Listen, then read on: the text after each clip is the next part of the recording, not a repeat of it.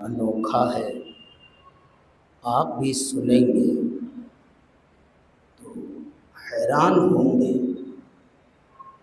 اور سوال قابل غور ہے، آپ بھی اس پر غور کریں گے۔ ایک صاحب نے مجھ سے کہا کہ آپ لوگ یہ ماحول بنائیے کہ اب لڑکیاں ودا نہ کی جائیں، لڑکے ودا کیے جائیں۔ جیسے لڑکیاں ودا ہو کر جاتی ہیں، وہ ماحول چینج کر کے اب لڑکوں کو ودا کیا جائے۔ اب وہ آدمی کتنا دل کا جلا ہوگا، کتنا بھرا ہوگا، یا پھر یوں کہیے کہ وہ کتنا ستایا گیا ہوگا، جس کی بنیاد پر یہ سوال اس کے دل میں آیا۔ ہم نے اسے مذاق کے طور پر نہیں لیا، اس کو سیریس لینے کی کوشش کیا۔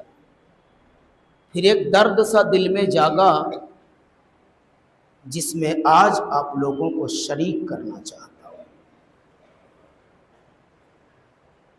میں نے پوچھا ایسا کیوں کہہ رہے ہیں؟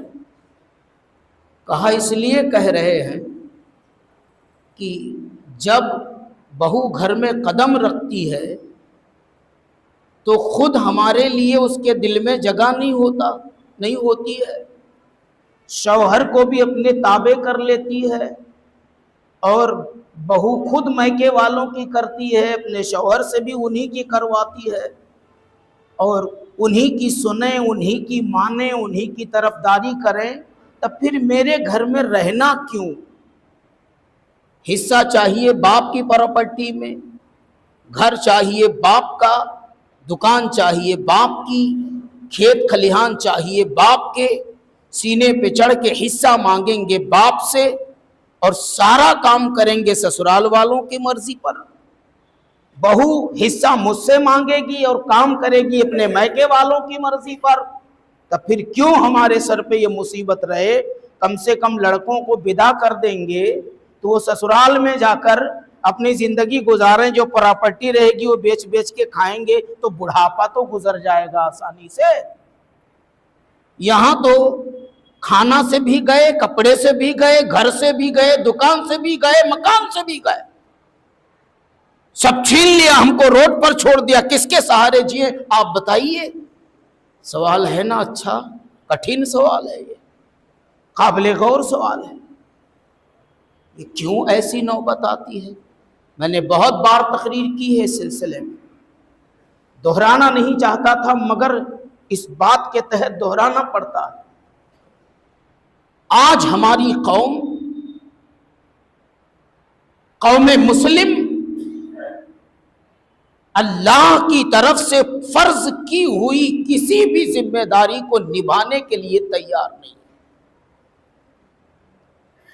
اللہ کے رسول صلی اللہ علیہ وسلم کی جانب سے جتنی بھی ذمہ داری اس قوم کے اوپر رکھی گئی ہے، ایک بھی نبھانے کے لیے تیار نہیں ہے، الا ماشاء اللہ۔ کہیں نہیں دیکھو گے کہ ایک مسلمان شریعت کا خیال رکھ کے کچھ کر رہا ہے۔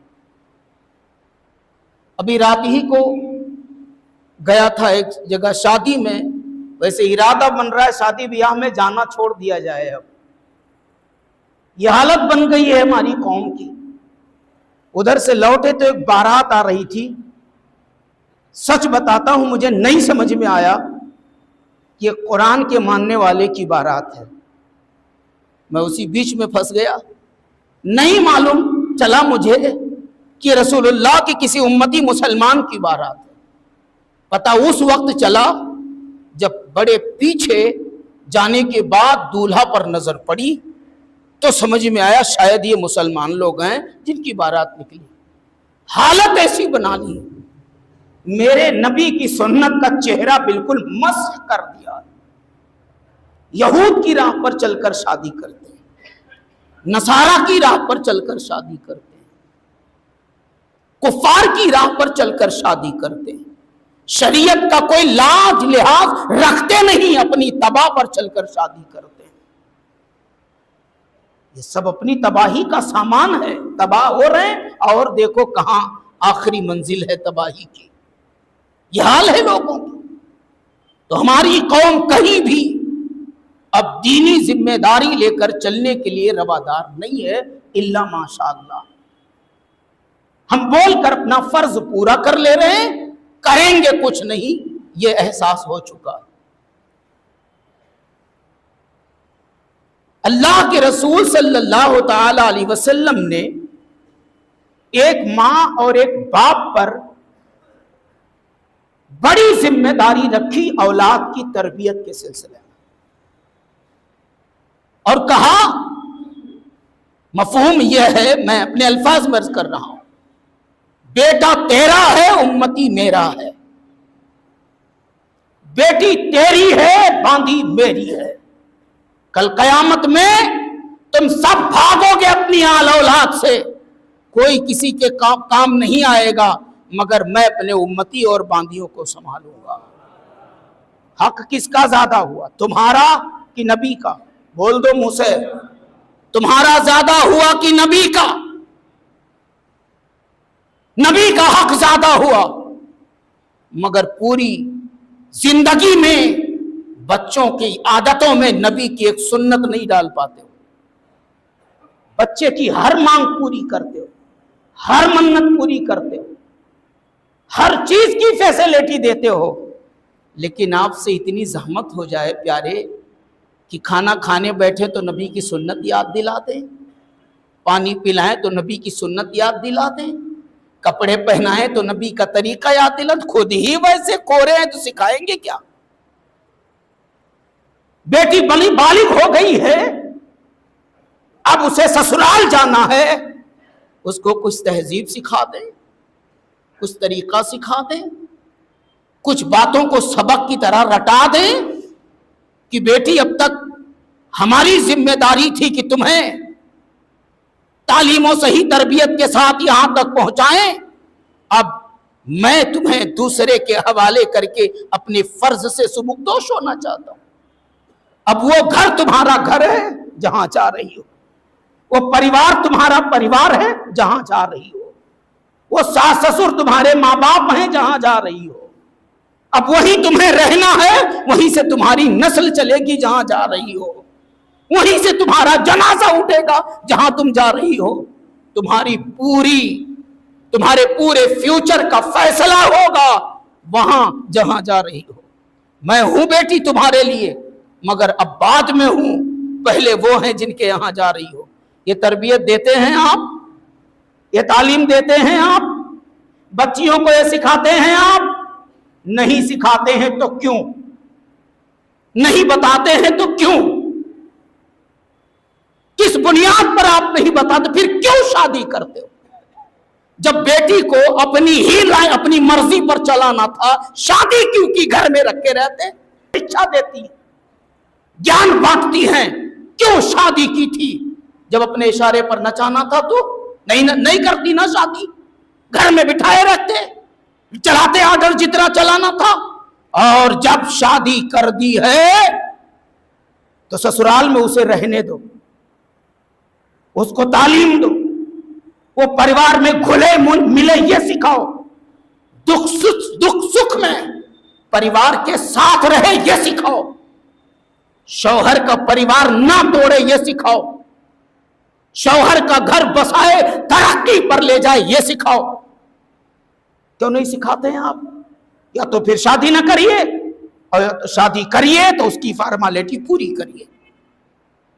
اب میں بیٹیوں کو مخاطب کروں گا جہاں تک یہ آواز پہنچ رہی ہے، گھروں میں جہاں تک سن رہی ہیں بیٹیاں، ان سے پوچھوں گا، میں کہوں گا ٹھیک ہے شوہر کے باپ تمہیں اچھے نہیں لگتے، شوہر کی بوڑھی ماں تمہیں ٹھیک نہیں لگتی، اس کا پریوار تمہیں اچھا نہیں لگتا، ٹھیک ہے چلے جائیے اپنے میکے، اور جو پریوار تمہیں اچھا لگتا، بھیا اچھے لگتے ہیں ٹھیک ہے، بھابھی اچھی لگتی ہیں ٹھیک ہے، ابا اچھے لگتے ہیں ٹھیک ہے، اماں اچھی لگتی ہے ٹھیک ہے، جائیے 10 دن بیٹھ جائیے اور ابا سے کہیے کہ اپنی پراپرٹی میں تھوڑا حصہ آپ کو دے دیں، مانگو بھیا سے، دیکھو دیتے ہیں کیا. مانگو بھابھی سے ایک دکان، مانگو بھابھی سے ایک کارخانہ، مانگو بھیا سے ایک فلیٹ، دے دے تو کہے نا کتیا کی طرح دھتکار کے بھگائیں گے. معاف کیجئے گا لفظ تھوڑا ہارڈ ہے، میں بھی بہت جل کے بول رہا ہوں، معاف کیجئے گا. پھٹکار کے بھگائیں گے، کہیں گے دوبارہ دروازے پر آنا نہیں، اب تیرا کچھ نہیں ہے، اب یہاں سے تجھے کچھ نہیں ملے گا. اس قسم کی باتیں کر کے بھگائیں گے تمہیں میکے والے. لیکن جھگڑا بھی کرتی ہو اور سسر سے کہتی ہو مجھے گھر چاہیے، وہ نہ نہیں کرتا. کھانا بند کر دیتی ہو مگر کہتی ہو دکان میں حصہ چاہیے، وہ نہ نہیں کرتا. کہیں بھی تمہیں اپنی پراپرٹی میں حصہ دینے سے نہ نہیں کرتا. تم بھاگ جاتے ہو، گھر چھوڑ کر چلے جاتے ہو. ایک بوڑھے باپ سے اس کا بیٹا چھین لیتی ہو. جب ماں باپ مر جاتے ہیں تو پھر آ کے حصہ لیتی ہو نا. اسی مرے ہوئے باپ کی پراپرٹی پر رہتے ہو نا. اسی مرے ہوئے باپ کے گھر میں تم اور تمہارے بچے پلتے ہو. تو حقوق کو پہچانو.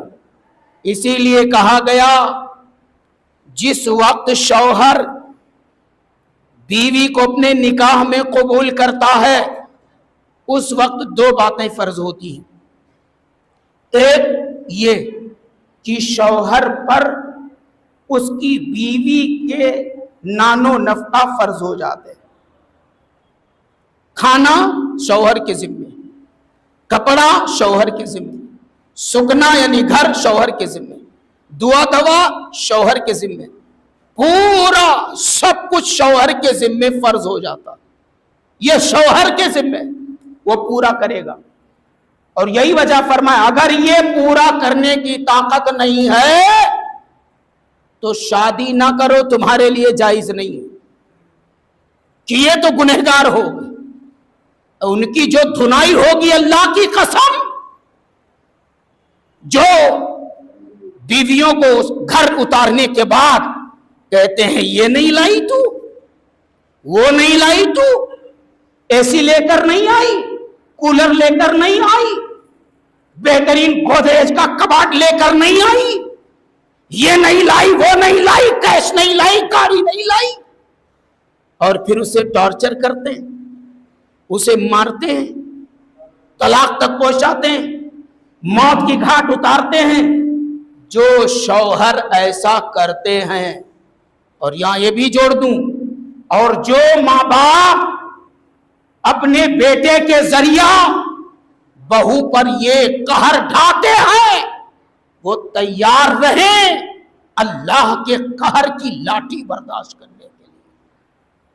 وہ تیار رہیں اللہ کا عذاب جھیلنے کے لیے. کہیں بھی نا انصافی ہوگی تو پکڑے جاؤ گے. شریعت اسلامیہ کہیں سے ظلم برداشت نہیں کرتی. تو یہ بکواس بند کریں. اس پر کچھ فرض نہیں تھا، نہ بیٹی پر، نہ اس کے باپ پر، نہ اس کی ماں پر کچھ فرض نہیں تھا. ان کا اتنا ہی تحفہ کافی ہے کہ انہوں نے اپنی لاڈلی کا ہاتھ تمہارے ہاتھ میں دے دیا، انہوں نے اپنی بیٹی کا ہاتھ تمہارے ہاتھ میں دیا. یہی بڑا احسان.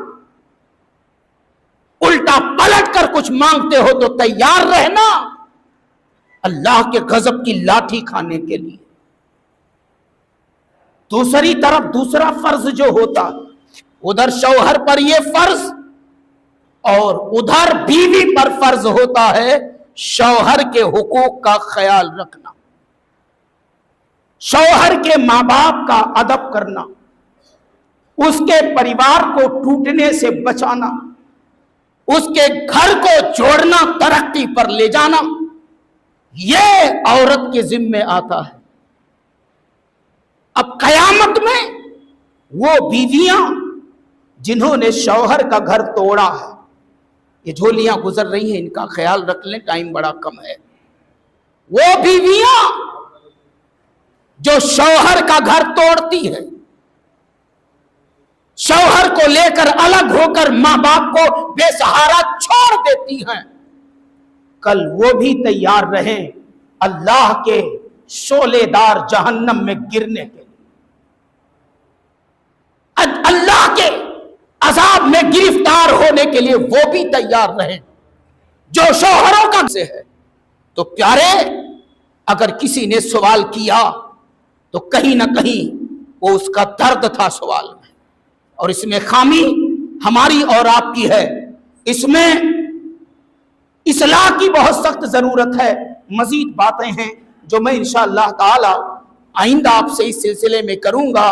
प्यारे, अच्छे बाप बनो, बेटे को अच्छा बेटा बनाओ, बेटी को अच्छी बेटी बनाओ, खुद अच्छे बन जाओ, खुद तुम्हारे वजूद में दिखे कि नबी के गुलाम हो, तुम्हारे बेटों में लगे कि इनका रिश्ता नबी दो जहां से है। बेटियों की ऐसी परवरिश करो कि देखते देखते ही मालूम पड़े कि ये सैयदा फातिमा की कनीजा हैं। इस तरीके पर इस्लाम के हो तो इस्लाम के तरीकों को फॉलो करो, अपनी जिंदगी को शरीयत इस्लामिया के सांचों में ढालो। ये मेरा आज का पैगाम है। अल्लाह करीम हम सबको इन बातों पर अमल की तौफीक अता फरमाए।